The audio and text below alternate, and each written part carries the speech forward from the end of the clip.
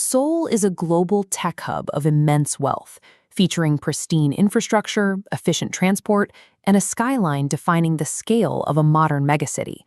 But behind the glass and steel is a hidden microeconomic reality. More than 150,000 Koreans live their daily lives inside apartments that are smaller than a typical walk-in closet. This crisis has a brutal baseline.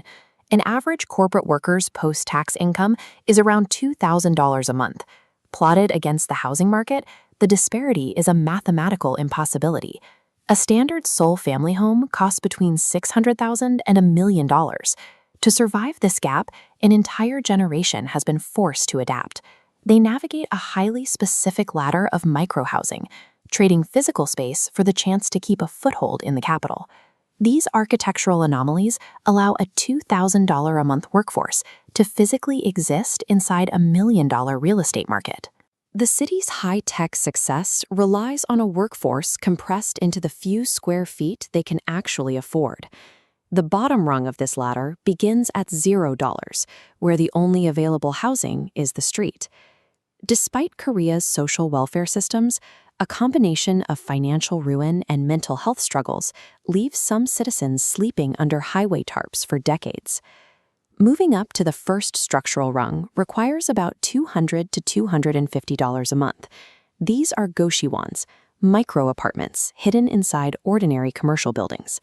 The physical constraints of this tier are immediate. Hallways are only 2 feet wide, barely enough for human shoulders. The rooms average 90 square feet, and at this price, they have no windows. Every inch is a compromise. To save space, shower heads are often connected directly to the bathroom sink tap. There is no separation between where you wash your hands and where you bathe. Landlords provide one specific tool for survival. They offer unlimited free rice and kimchi, providing a daily calorie source that allows residents to almost entirely eliminate their grocery budget. Residents endure these conditions to keep their total weekly expenses under $100. This extreme frugality allows them to divert their savings into the stock market, hoping to eventually build the capital needed to escape. Stepping up to the $315 tier buys one specific upgrade, a private bathroom. But the dimensions of this upgrade are jarring.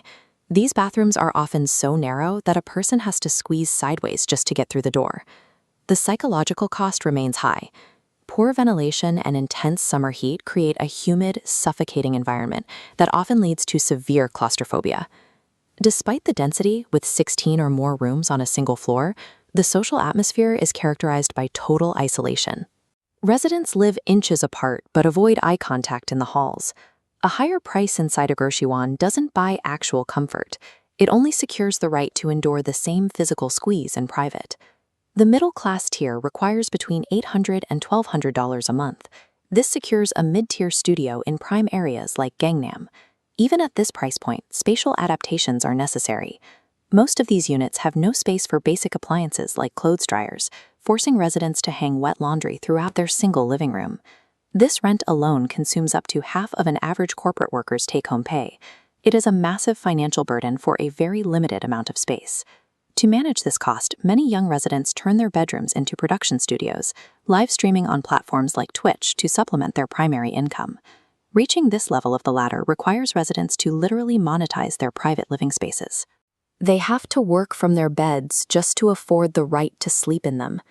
This housing crisis is more than a personal struggle. It has become an existential threat to the nation's future.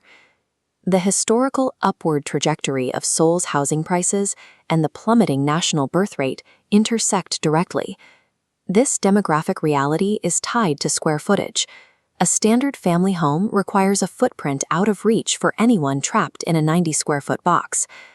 The Goshiwon serves as the physical pressure valve for this demographic crisis, housing the 150,000 residents who have been priced out of every other structural option in the city. Despite these pressures, the residents remain remarkably persistent. They trade foreign stocks, train in their doorways, and fuel their daily routines on bowls of instant ramen. The physical walls of these rooms are fixed at 90 square feet. But they remain the primary staging ground for a generation trying to trade, stream, and save their way into a more spacious future.